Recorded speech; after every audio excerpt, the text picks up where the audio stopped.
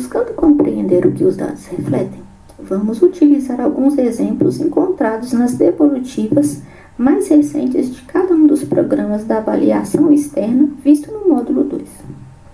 Observando, então, a taxa de participação de uma determinada escola no ProAlfa, vemos que houve um aumento de participação na última avaliação, que em 2018 estava abaixo dos 80% e em 2019 chegou a 85,1%. A taxa de participação deve ser pelo menos de 80% do total de estudantes matriculados na etapa de ensino avaliada. Portanto, quanto maior o percentual da participação, mais representativos são os resultados e maiores são as possibilidades de se implementar ações ou políticas que atendam a esse universo de forma eficaz. Este é o gráfico de caixa, também conhecido por boxplot. É utilizado para análise da variação de dados por meio de quartis. Quartis são valores que dividem uma amostra de dados em 4 partes iguais. No exemplo do gráfico de caixa das proficiências dos estudantes no ProEB em língua portuguesa, os quartis podem ser identificados pelas cores amarela, roxa e azul. Os pontos vermelhos localizados fora da caixa são chamados de valores discrepantes ou outliers. Os valores discrepantes inferiores representam os estudantes cuja proficiência média está muito abaixo daquela do menor quartil.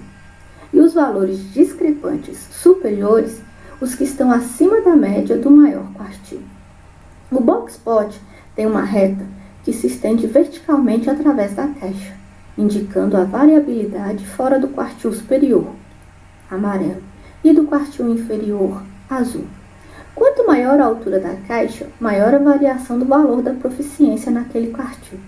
Logo, o 5º ano do ensino fundamental tem a maior variação e o 3º ano do ensino médio a menor. Nesse gráfico, que representa a evolução da distribuição de estudantes por padrão de desempenho no ProAlfa em língua portuguesa, nota-se que de 2018 para 2019 houve um aumento de estudantes nos padrões baixo e intermediário e a redução nos padrões recomendado e avançado. No eixo vertical, temos o ano de avaliação e a porcentagem de estudantes em cada padrão de desempenho no eixo horizontal. Os percentuais de estudantes correspondentes aos padrões de desempenho indicam o grau de desigualdade educacional da escola. Para reduzir a desigualdade, o percentual deve diminuir nos padrões de desempenho baixo e intermediário e aumentar no recomendado e no avançado. De acordo com o gráfico, observamos que houve um movimento ao contrário, e isso requer atenção. O indicador de complexidade da gestão da escola, ICG, é uma métrica desenvolvida para capturar o nível da complexidade da gestão das escolas de educação básica brasileira. Quanto maior o nível, maior a complexidade da gestão da escola, considerando 1. Porte da escola, 2. Número de turnos de funcionamento, 3. Complexidade das etapas ofertadas pela escola e 4. Número de etapas modalidades oferecidas.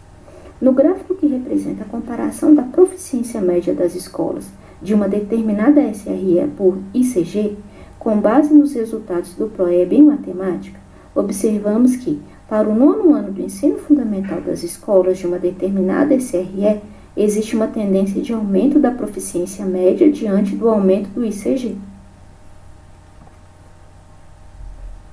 O Índice de Nível Socioeconômico Médio das Escolas, ISM, é composto por indicadores que retratam a escolaridade dos pais, além de bens e serviços existentes no domicílio do estudante, cujas informações são coletadas nos questionários que acompanham as avaliações.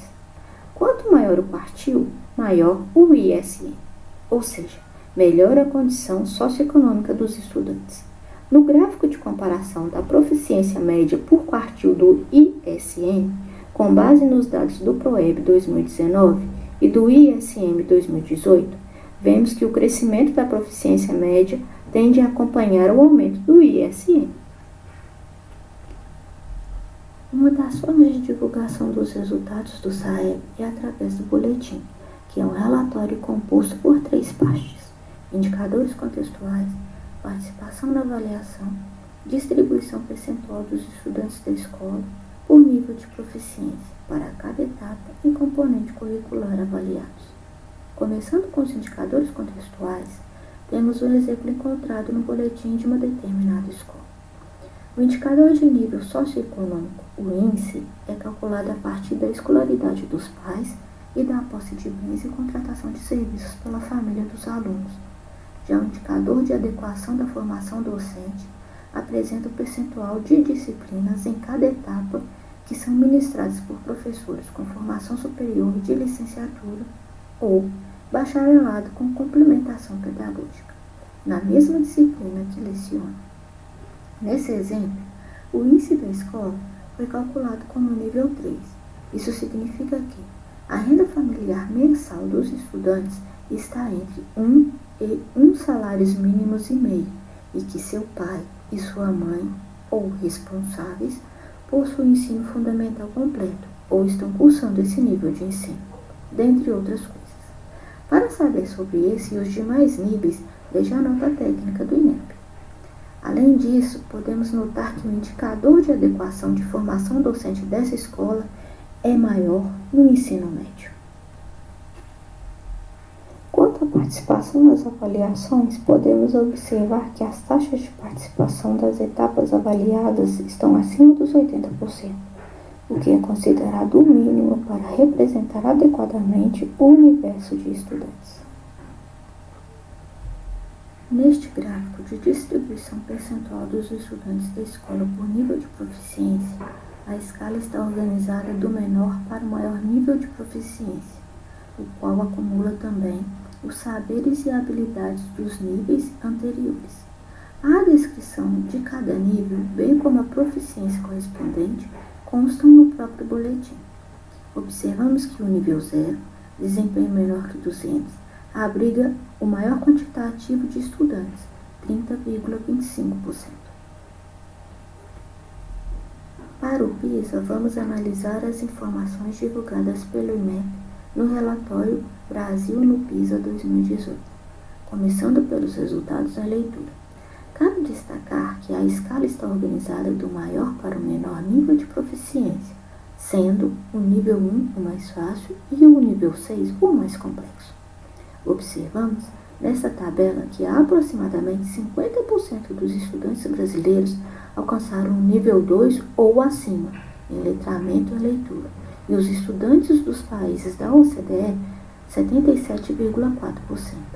No nível 2, considerado o nível mínimo de proficiência, os estudantes começam a demonstrar a capacidade de usar suas habilidades de leitura para adquirir conhecimento e resolver uma ampla variedade de problemas práticos.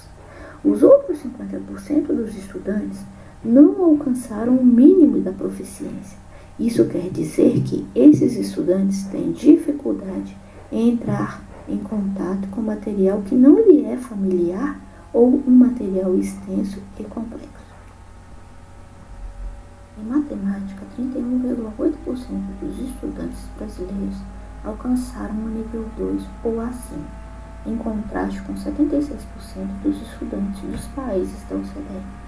No nível 2, os estudantes são capazes de interpretar e reconhecer situações em contextos apenas com inferências diretas.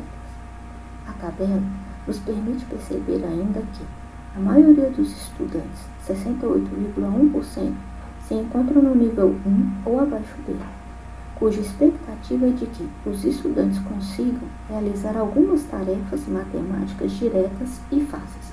Por exemplo, cálculos aritméticos simples com números naturais, seguindo instruções claras e bem definidas.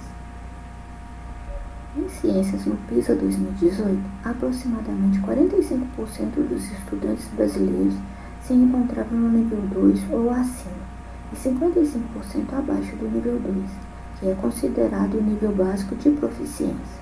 Segundo o relatório, no nível 2, os estudantes conseguem recorrer a conhecimentos cotidianos e procedimentais básicos para identificar uma explicação científica, interpretar dados e identificar a questão abordada em um projeto experimental simples.